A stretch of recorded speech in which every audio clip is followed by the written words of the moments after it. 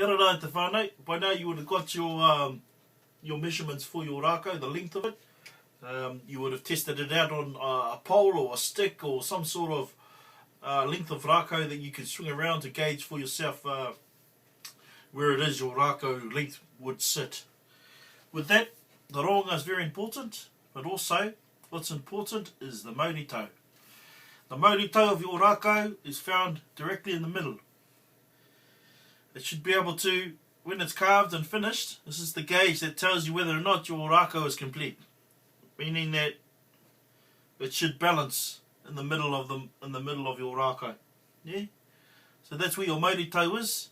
That's important, especially when you're getting right down to the last part of carving your raakau.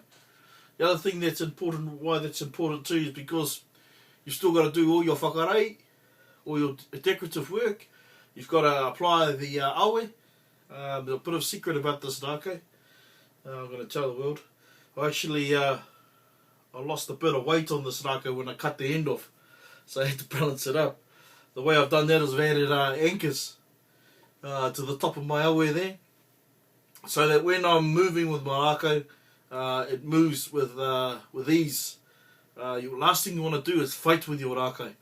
You actually want to be almost like a couple, really. You want to have a partnership in regards to the movement and the flow of your body with this raakau.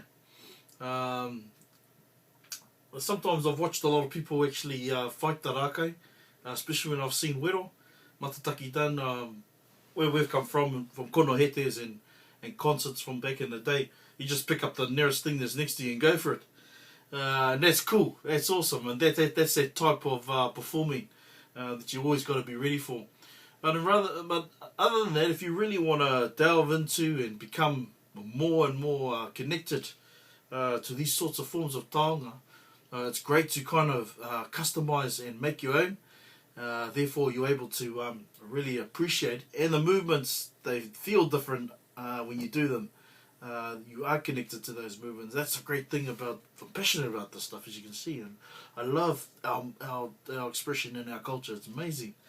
With that, I just want to take a little bit of time to acknowledge also the rangatira that have taken time out to teach me. I have to always mihi atu to the Papa Kiretirau tangata here in Waikato for the toroparawai teachings that he's taught here in Waikato, and also the kaupapa of the spiritual warrior, which a lot of people are aware of now these days. And also to keep a marsh. A lot of the way that I carve today has been adapted and improvised, and I usually hear a lot of his words in my ears because he taught me up at Te Puia, now known as the Puia, then known as the Aotearoa Institute. So whānau, ngā mihira kia raua, raua tai, mi tō raua mātauranga, mi tō raua aroha ki ahau. Nō reira, whānau, te roanga, the length, the maurito, halfway mark. What you do is divide that by 2, the length by 2. And the last part is your arero, or your upoko, sorry. This part of the Taiaha, there are many different sizes. If you go into the museums down in Te Papa, I would even say here, anywhere in New Zealand, you'll find that there are a whole range of different sizes and lengths of Taiaha. What I'm giving you here is merely just a guide. Please don't take it as gospel. It's merely just something to help you gauge for yourself what works and what doesn't work. Yeah? And so when you go into those museums, you'll see that the types of upoko that are applied to the Taiaha. Again, beautiful, amazing expressions. But I suggest, and this is a suggestion, that you do it at 1/8 of the size of your raakau.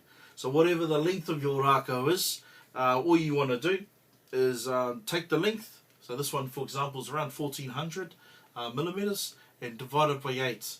1/8 means just 1/8 is of the size, which is the size here. It will keep you in good stead, good balance. So with that, those are my suggestions for the authentic raakau making. I hope you enjoy the next segment where we'll actually look at cutting a stencil and applying it to the wood. Ooh, getting close. Ka kite.